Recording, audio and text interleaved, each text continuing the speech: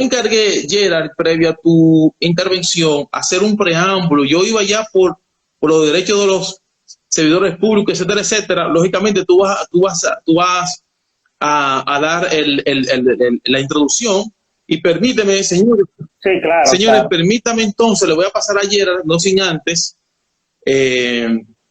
decirle, ¿verdad?, quién es Gerard y el objetivo de su intervención, y que lo hemos estado anunciando durante esta semana.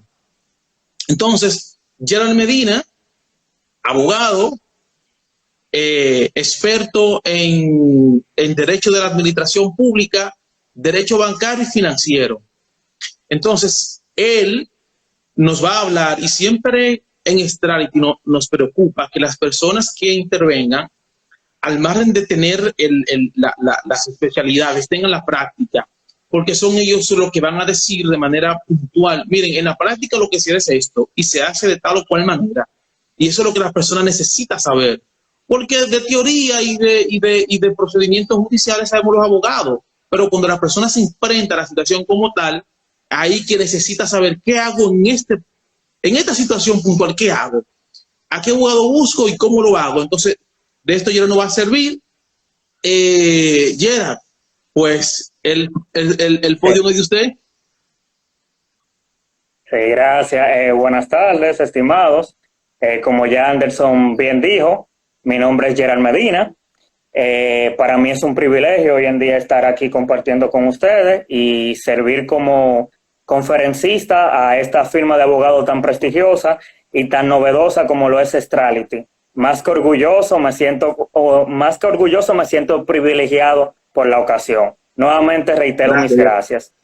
Eh, También le pido disculpas. Ustedes saben que la tecnología hoy en día es para bien, pero asimismo nos usa en contra y muchas veces no nos causa ningún tipo de beneficio, sino nos genera ciertos daños, como en esta ocasión. Tuve que conectarme del celular de mi mamá porque el mío, a pesar de ser más moderno, me falló, pero gloria a Dios. Estamos aquí, que es lo importante. Lo único que le voy a pedir un segundito porque estoy en la sala y voy a encender el abanico. Como ven aquí, estoy sudando. Un segundito. Perfecto.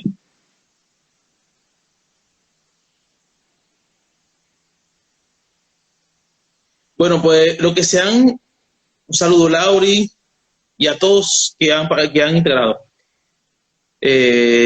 Sermi, saludos. Saludos. Ok, saludo a la gente que estoy viendo aquí, a Lauri, a Estras. Bueno, evidentemente Laurenis y un par de personas más. Si hay alguien que, bueno, Rosana, saludo especial, un abrazo, Rosana. Tengo mucho que no sé de ti, espero que todo esté bien. Bien, chicos, vamos a iniciar porque ya tenemos 40 minutos de retraso.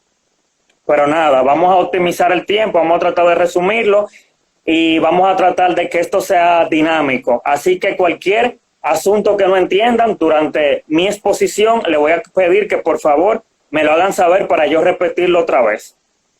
Porque lo más que puede pasar es algo que yo no conozca. Y si no lo sé, pues vamos a la ley y lo buscamos para aprender los dos. Así que nada, vamos a iniciar. Antes de iniciar, este tema surgió, o sea, el tema de la clasificación de los derechos de los servidores públicos y sus derechos, la historia fue un poquito jocosa al momento de yo conectarme con Strategy, porque recuerdo que ellos hicieron una publicación, un post, y yo le comenté a ellos, mira, ese tema está muy bueno, sin embargo, es bueno que se delimite en un live, así los seguidores no se quedan como en el aire. Y ellos de una vez, no, pero tú eres el indicado para eso, pon la fecha, pon la hora, ellos mismos, y así nada. Por ese pequeño comentario que yo hice es que hoy en día estamos aquí. Entonces nada, sin más preámbulo vamos a iniciar. Vamos a hablar de la clasificación de los servidores públicos. Al hablar de la clasificación de los servidores públicos, tenemos que remontarnos a la ley 41-08, la ley de función pública. El 90%, 95% de la administración pública principalmente el Poder Ejecutivo, porque evidentemente el Poder Judicial y demás tienen otro tipo de lineamiento, se rigen por la 41-08. Hay algunas instituciones que no se rigen por la 4108, como el caso de Banreserva, que es por el Código del Trabajo, y asimismo Indotel, y me parece que las EDES, EDENorte, EDESUR, CDE, tienen su propio lineamiento, o sea, se alinean por el Código de Trabajo. Eso es bueno que lo tengan en cuenta, porque muchas veces me hacen a mí preguntas y me dicen, no, porque veo que no me pagaron esto, no me pagaron lo otro, y me voy al Código de Trabajo. Yo le digo, sí, pero que tu institución no se rige por el Código de Trabajo, sino por la 41-08. Entonces tenemos que ir ahí y partir de lo que ahí dice para hacer un buen ejercicio del derecho. Entonces, bien, cuando observamos la ley 41-08, en el artículo 25-24, te habla de 4 servidores públicos esenciales, o sea, 4 servidores públicos fundamentales.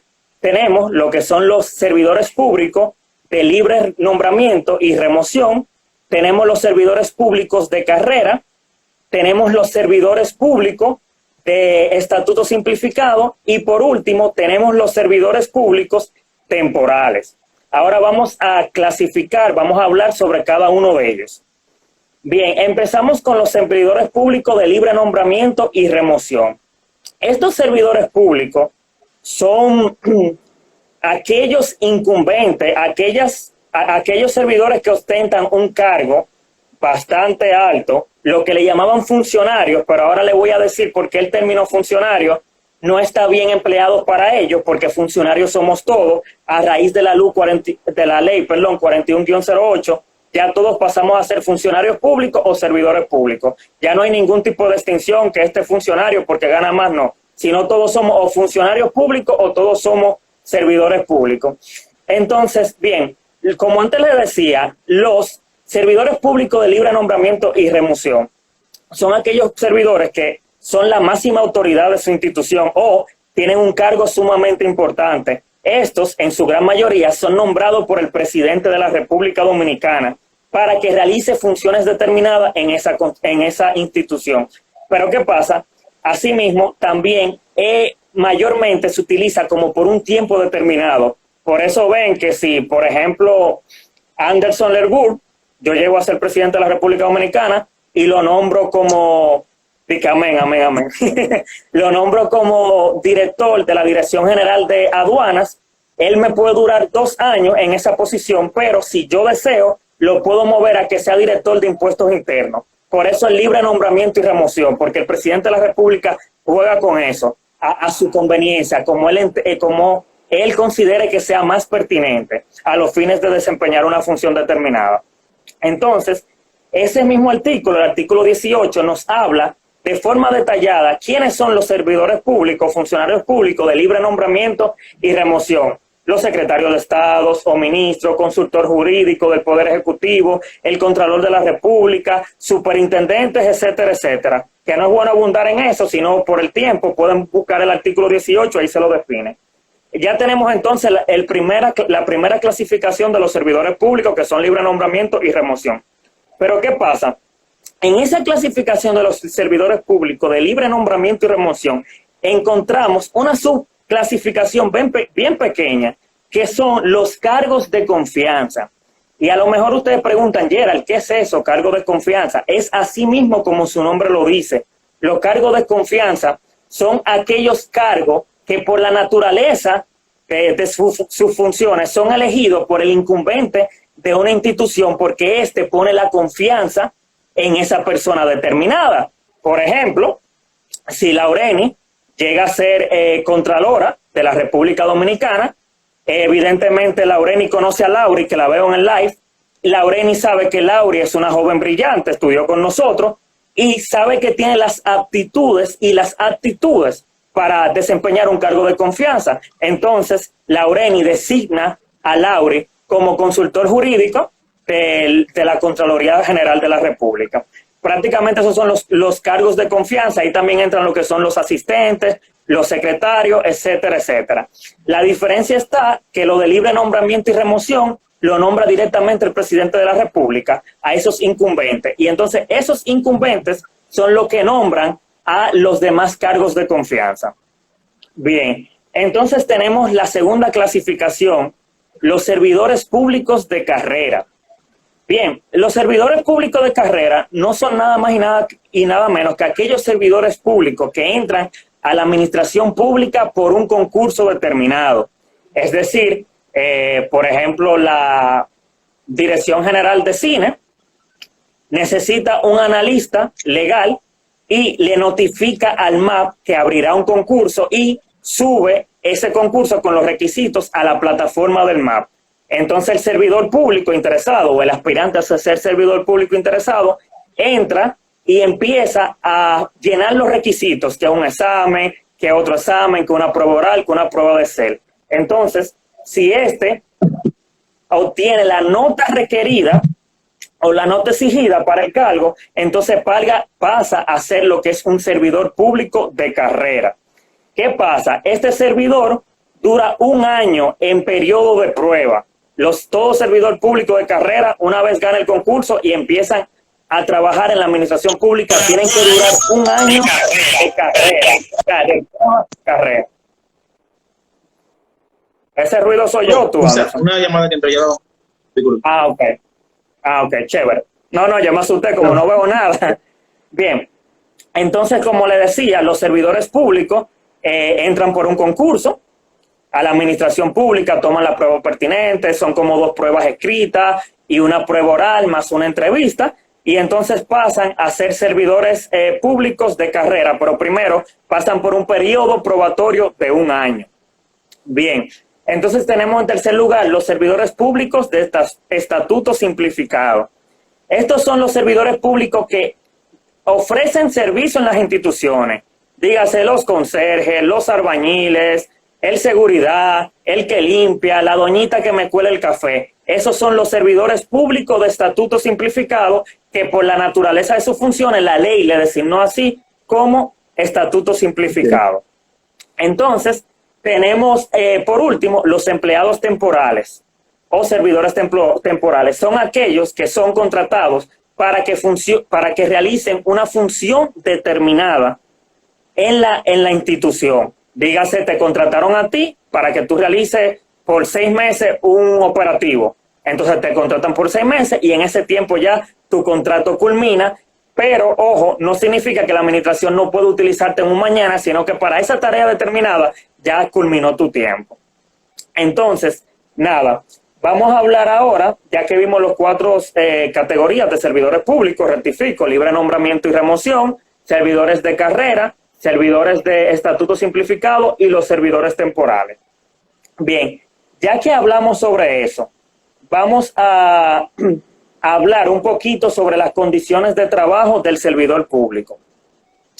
Las condiciones de trabajo del servidor público están amparadas en el artículo 51 de la Ley 41-08. La misma establece que el servidor público de carrera debe de trabajar en un mínimo de 30 horas a la semana y un máximo de 40 horas. Pero ojo, no quiero que vayan por ahí diciendo, Gerald, pero la semana pasada yo trabajé 45, ¿por qué tú me dices eso? No, porque ese mismo artículo tiene un apartado debajo que establece que el servidor público puede trabajar más de 40 horas siempre y cuando el incumbente de esa institución se lo exija. Entonces, por consecuencia, cuando ustedes le soliciten trabajar hora extra, no es que no la van a trabajar. Lo ideal es trabajar entre 30 a 40 horas, pero ustedes, si el incumbente necesita su servicio, evidentemente el Estado, entonces ustedes no se pueden negar, sino tienen que acoger esa medida y trabajarlo. Entonces, asimismo, me hicieron una pregunta hace unos días sobre cuáles son las condiciones para yo poder entrar al Estado, porque se me ha hecho muy difícil, etcétera, etcétera.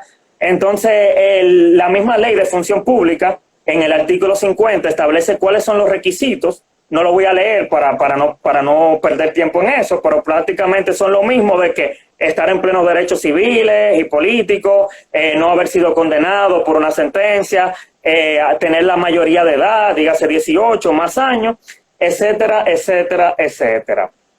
Entonces, nada, vamos ahora a explicarle un dato muy importante sobre cuando tú accedes a la administración pública. Lo cierto es que esas 4 clasificaciones de servidores públicos, las 4, no entran de forma diferente a la administración pública, a menos del de carrera. O sea, sí entran de forma diferente, corrijo, pero su posición va a ser la misma de contratado. El de libre nombramiento y remoción va a entrar a la administración pública, pero va a durar un periodo de 6 meses a 1 año contratado. El de carrera va a durar 1 año contratado, no 6 meses. La ley dice muy claro que el de carrera tiene que durar 1 año. Y así mismo el de estatuto simplificado. El de estatuto simplificado sí entra fijo, no entra directamente en calidad de contratado. Es un dato muy importante y más adelante vamos a ver eso más a fondo. Y por último, los temporeros, dígase los temporales, los que están ocupando un cargo por un tiempo determinado, estos también entran en calidad de contratado. ¿Qué pasa? En la práctica, a lo mejor, me imagino que muchos me dicen o se están preguntando, Gerald, pero yo tengo 2 años contratado, o sea, sigo contratado en la institución en la que yo estoy. Lamentablemente, desde gestiones pasadas, se ha hecho un uso contrario a lo que establece la 41-08, porque la 41-08 te da 2 alternativas. Cuando el servidor público pasa de los 6 meses a 1 año como periodo máximo, yo tengo 2 opciones. O tumbar el contrato, que el contrato caduque, o en su defecto pasarlo directamente a fijo. Pero realmente en la práctica no es así. Hoy en día se está trabajando en una iniciativa en la cual el excelentísimo presidente de la República quiere que todos los servidores públicos, claro, a excepción de lo que son de libre nombramiento y remoción, pasen a lo que sea la carrera administrativa. Y entonces él dice que yo entré a la administración pública, duro 6 meses y en esos 6 meses yo debo de concursar. Entonces, si yo concurso y paso, entonces paso al periodo probatorio.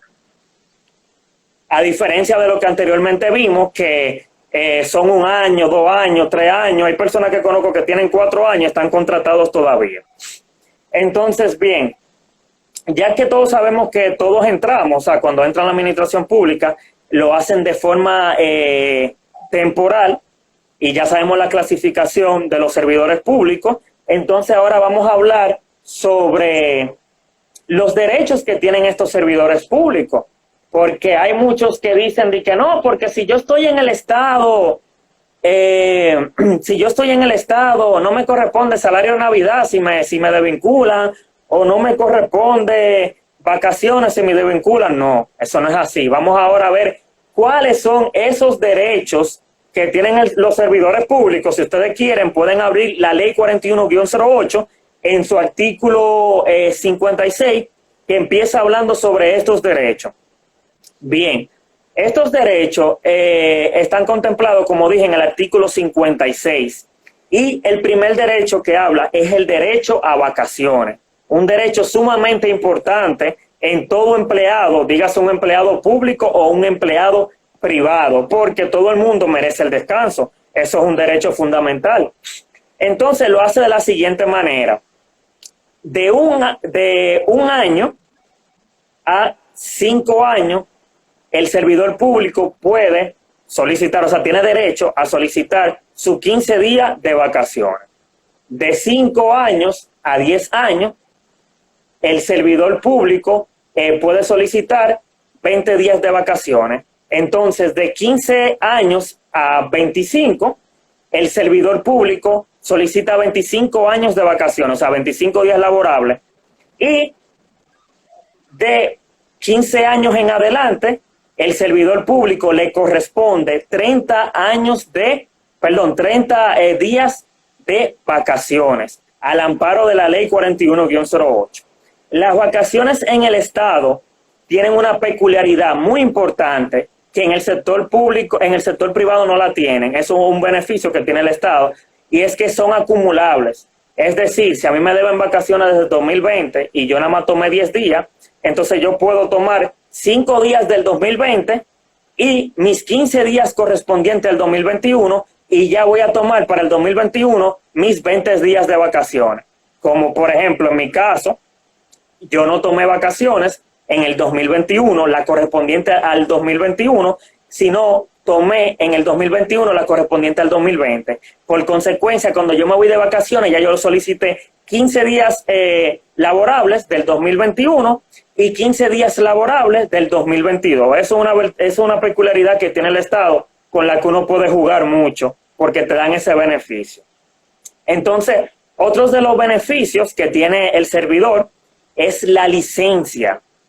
La licencia, así como ustedes piden una licencia médica, es el mismo periodo. Yo puedo faltar no más de 3 días al trabajo. Y si falté 3 días, el cuarto día debo de presentar una licencia que avala que yo estuve enfermo, aquejado de salud o cualquier otra situación de fuerza mayor o causa fortuita que me haya imposibilitado desplazarme a mi lugar de trabajo. Entonces, también tenemos derecho a las licencias por estudios, por preparación, por algún tipo de compromisos laborales. Estas licencias tú puedes negociar con el Ministerio de Administración Pública y asimismo con la máxima autoridad de la institución por la cual tú trabajes para ver si esas licencias se pueden otorgar con disfrute de sueldo o sin disfrute. La ley la deja a disposición de las partes. Bien. Entonces, ¿tienen alguna pregunta, Anderson, hasta el momento? Hasta ahora, la dinámica es que al final, todo aquel que tenga una pregunta, pues, que la pueda hacer. Ok, excelente. Pues vamos bien, entonces. Bien. Entonces, vamos a hablar otro de los derechos, y es el siguiente. Con relación a los empleados de carrera y los empleados de estatuto simplificado, voy a hacer un stop aquí. Y quiero que me presten mucha atención. El beneficio principal que tiene el servidor público de carrera es que no puede ser desvinculado de la institución en la cual esté trabajando por disposiciones especiales de la Ley 41-08, a excepción de que el servidor público haya cometido algún tipo de falta y por esa cuestión entonces lo hayan desvinculado. La ley entonces establece que este servidor público no puede ser desvinculado.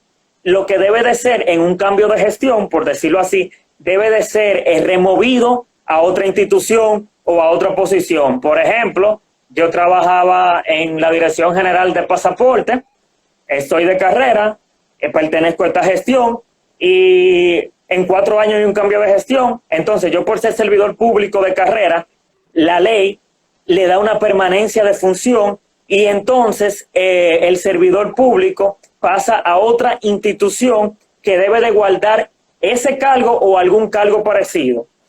Entonces, ¿pero qué pasa? En el caso de que haya algún tipo de desvinculación y demás, el Estado debe de indemnizar eso.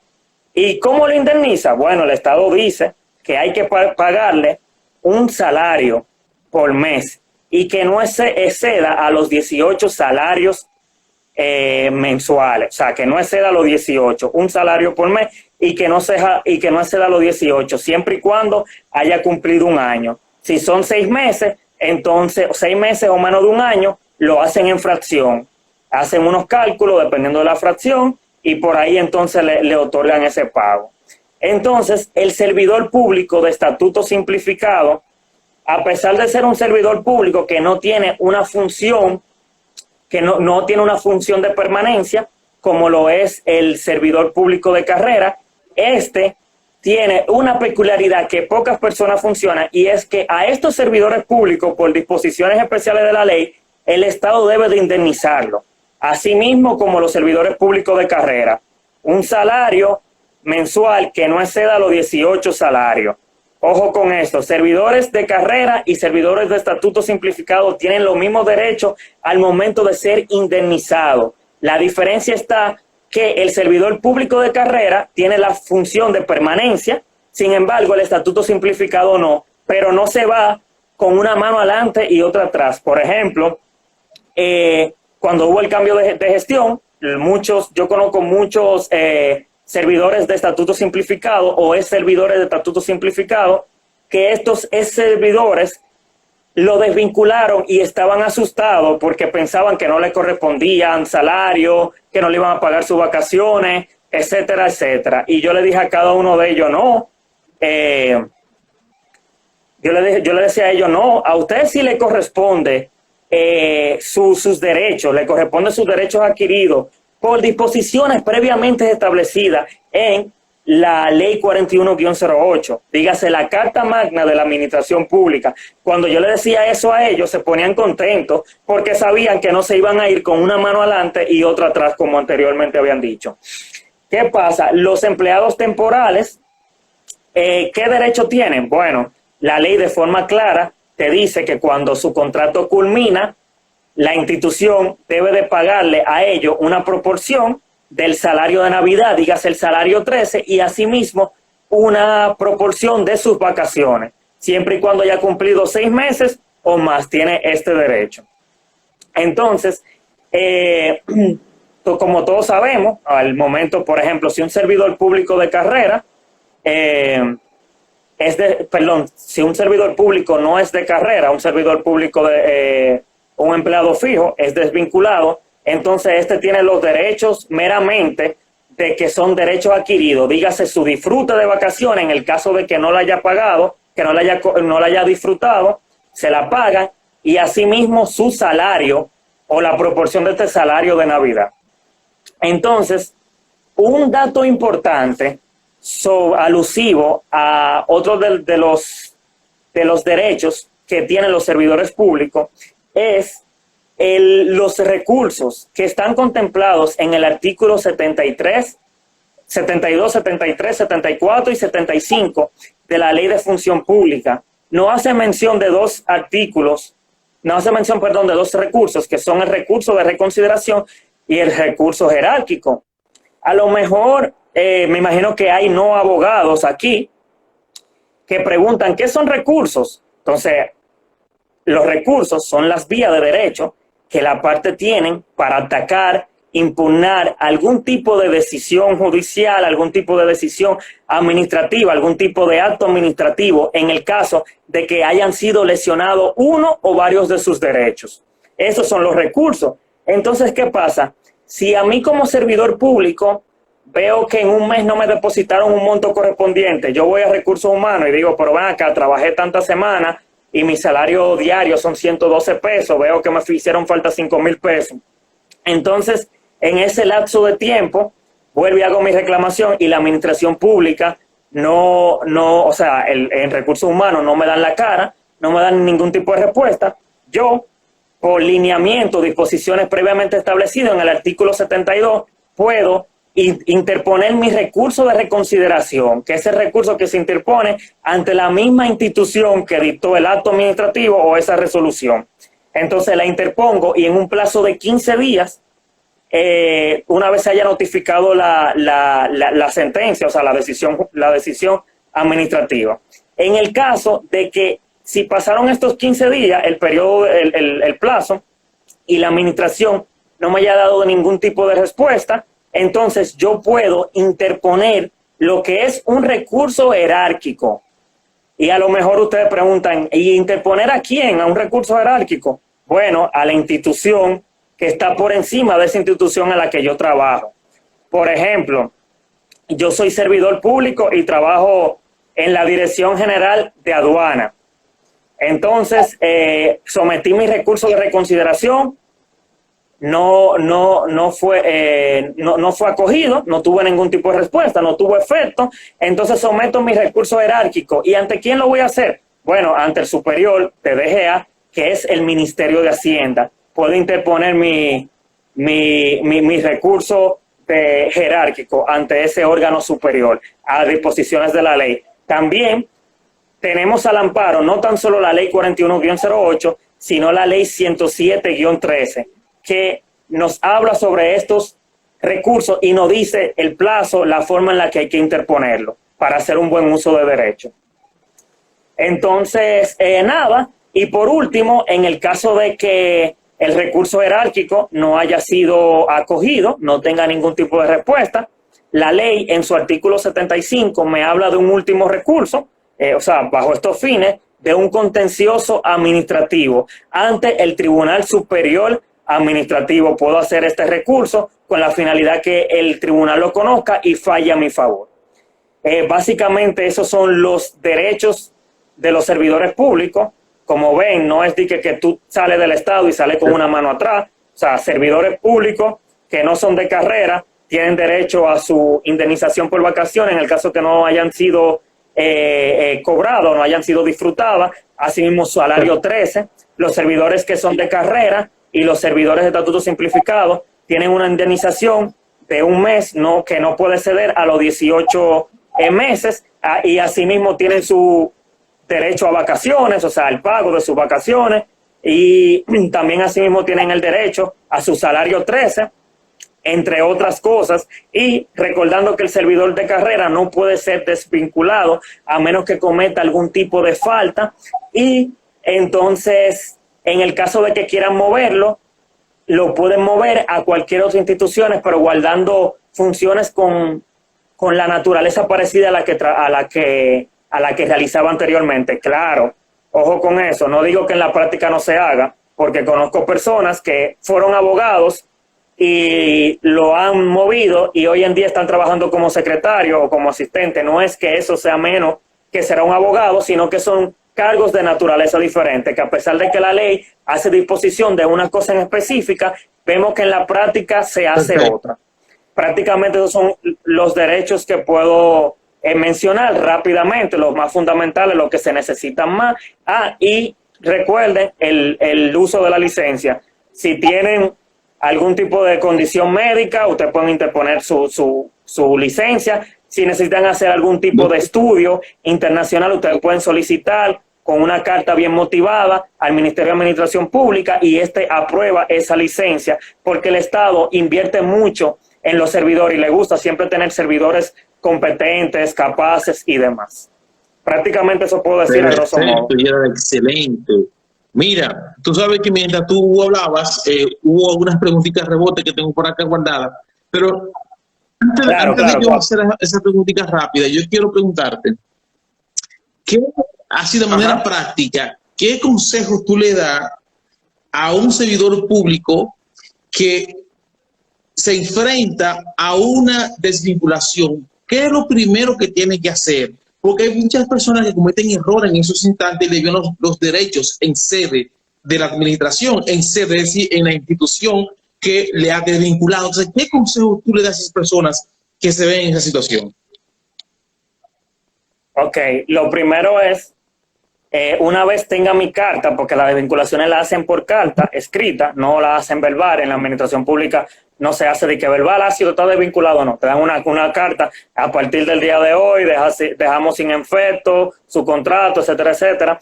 Entonces ya yo tengo esa carta y voy a recursos humanos y hablo con el personal a cargo de los beneficios, de las indemnizaciones, que siempre una persona en específica que realice esa función, y le digo a esa persona que en qué tiempo me van a pagar mis prestaciones.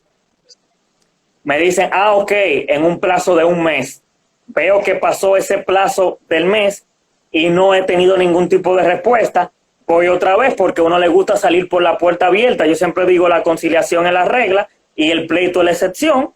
Entonces, veo que no me da ningún tipo de respuesta. Entonces, personalmente, yo no perdería, no diría tiempo, porque toda una inversión, pero no agotaría directamente la vía de los recursos si no me fuera por ante el Ministerio de Administración Pública, que protege mucho a los servidores públicos. Siempre te hacen incluso hasta los cálculos de las indemnizaciones, de tus liquidaciones, en qué tiempo deben de dártelo y demás. Por eso le digo que lo ideal es acudir al Ministerio de Administración Pública, ahí el MAP, en la 27 de febrero, esquina Núñez de Cáceres, al lado del restaurante Adrian Tropical, con la finalidad de conocer cuáles son esos derechos que la administración pública tiene que pagarme a mí, el plazo que tiene para hacerlo y asimismo cuál es el monto a pagar. Viene siendo como cuando una persona, para ilustrarlo, está trabajando en el sector privado lo despiden o tiene un tema con un tema de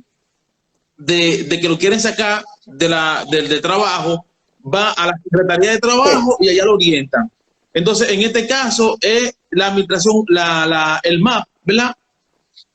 Tú vas allá, si la persona se ve afectada, lo vincularon, el primer lugar que tiene que ir allá te van a orientar, te van a calcular los precios, el salario. Exacto. E incluso hasta el plazo te dicen el que deben de pagarte eso. O sea, es muy organizada. El Ministerio de Administración Pública realmente está trabajando, está haciendo su función y de verdad, o sea, yo me siento orgulloso de estar representando por el Ministerio de Administración Pública, porque en verdad da la cara por los servidores públicos. Otra preguntita, Gerard.